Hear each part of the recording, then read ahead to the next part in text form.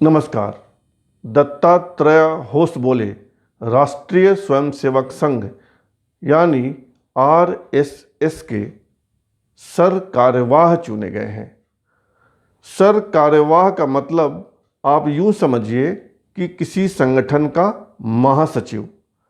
संघ में सर कार्यवाह नंबर 2 का पोजीशन होता है। नंबर 1 पर होते हैं सर संघ चालक।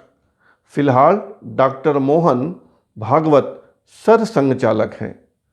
सर संघ चालक पद का चुनाव नहीं होता है, संघ में इसका मनोनयन होता है।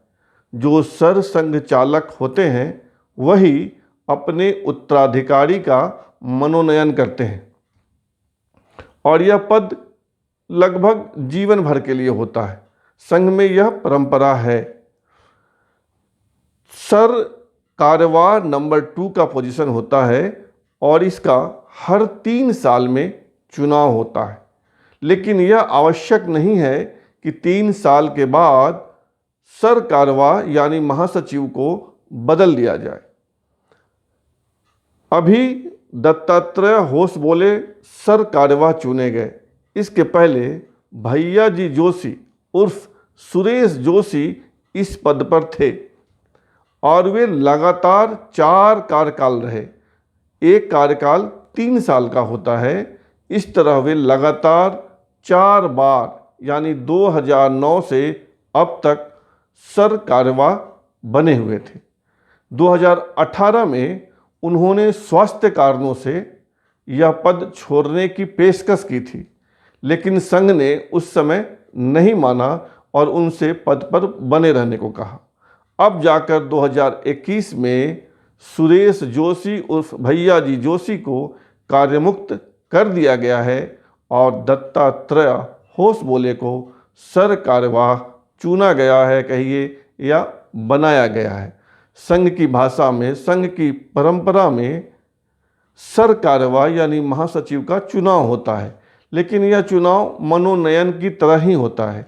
खास प्रतिनिधि, खास पदाधिकारी एक जगह जमा होते हैं जिसे प्रतिनिधि सभा कहा जाता है। प्रतिनिधि सभा की बैठक में कोई पदाधिकारी अपने किसी सहयोगी का नाम प्रस्तावित करता है और उसे सामान्यतः मान लिया जाता है। वोटिंग या जिरह की नौबत नहीं आती है। इस बार भी सर्वसम्मति से दत्तात्रेय होस बोले को सर कार्यवाह यानी महासचिव चुन लिया गया है। होस बोले कर्नाटक के शिवमोगा जिले के रहने वाले हैं, यानी कन्नड़ भाषी हैं। वैसे होस बोले 6 भाषाओं के जानकार हैं। आप यह जान लीजिए, ये भाषाएं हैं अंग्रेजी, चूँकि वे अंग्रेजी साहित्य में स्नातकोत्तर यानी एमए हैं। तो होस बोले 6 भाषाएं यानी अंग्रेजी, हिंदी, संस्कृत, उनकी अपनी मातृभाषा कन्नड़, तमिल और मराठी के जानकार हैं। जैसा कि मैंने आपको बताया, वे कर्नाटक के रहने वाले हैं और बेंगलुरु विश्वविद्यालय से उन्होंने अंग्रेजी साहित्य में एमए किया है। बहुत कम उम्र में 13 साल की उम्र में वे संघ से जुड़ गए थे। उनका जन्म 1 दिसंबर 1955 को हुआ था और 1968 में वे संघ के करीब आ गए। 1972 में वे अखिल भारतीय विद्यार्थी परिषद यानी ABVP का काम करने लगे। लगभग 2 दशक तक वे ABVP से जुड़े रहे, विद्यार्थी परिषद से जुड़े रहे। 1990 में वे पूर्णकालिक प्रचारक हो गए, पूर्णकालिक प्रचारक घोषित किए गए और संघ में आ गए। इस संदर्भ में यह जानना भी मुनासिब होगा कि इमरजेंसी के समय यानी आपातकाल में लगभग 16 माह तक दत्तात्रेय होस बोले बंद थे, जेल में थे, इमरजेंसी में बंद थे। 1990 में संघ में आने के बाद ये विभिन्न पदों पर रहे, जैसे सह बौद्धिक प्रमुख। 2004 में उनको संघ ने बड़ी जिम्मेदारी दी और वे सहसर कार्यवाह बनाए गए। सहसर कार्यवाह, सहसर कार्यवाह मतलब समझिए संयुक्त महासचिव। इस समय संघ में 6 संयुक्त महासचिव हैं। सामान्यतः सहसर कार्यवाह में से ही किसी को सर कार्यवाह बनाया जाता है, यानी संयुक्त सचिवों में से किसी को महासचिव बनाया जाता है। लेकिन अपवाद भी हैं, जैसे सुरेश जोशी उर्फ भैया जी जोशी जब सर कार्यवाह बने तो वे सहसर कार्यवाह नहीं थे।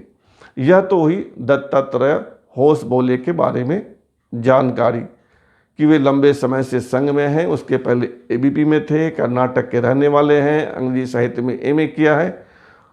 दत्तात्रेय होसबोले का योगदान बहुत बड़ा है। उन्होंने अंडमान निकोबार द्वीप समूह और पूर्वोत्तर भारत में संघ को फैलाने का काम किया है। पूर्वोत्तर भारत और अंडमान निकोबार द्वीप समूह में संघ के अंदर उन्हें नरेंद्र मोदी यानी प्रधानमंत्री नरेंद्र मोदी का पैरोकार माना जाता है।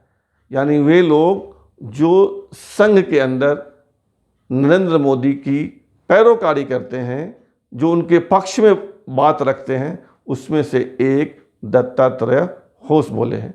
यानी आप यूँ समझिए कि दत्तात्रेय होसबोले और नरेंद्र मोदी के बीच अच्छा समन्वय है, अच्छा संवाद है।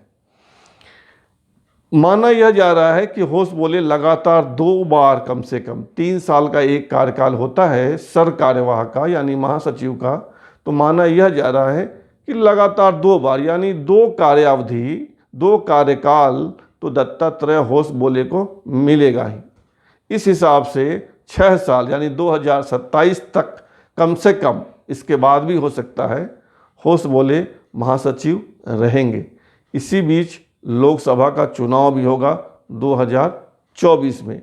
यह एक बड़ी जिम्मेदारी होगी संघ के सामने कि वह अपने सहयोगी संगठन भारतीय जनता पार्टी को पुनः सत्ता में लाए।